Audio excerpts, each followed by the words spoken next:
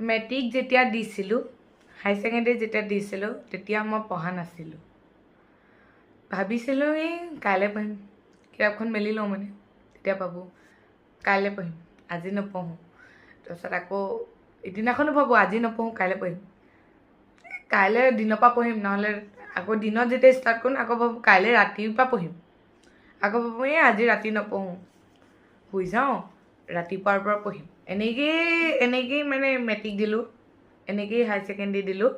মানে মই নিজে মানে হেৰি কৰা মতে এদিনো মই পঢ়ি নাই পোৱা, মানে মনেই নাযায় পঢ়িবলৈ, কি কৰিম উপায় নাই। আৰু এতিয়া মানে ৰাতি 11টালৈকেও এইবোৰ কৰি থাকিবলগীয়া আছে। এইবোৰ এতিয়া ব্ৰেইনত নোসোমাই কি কৰিম।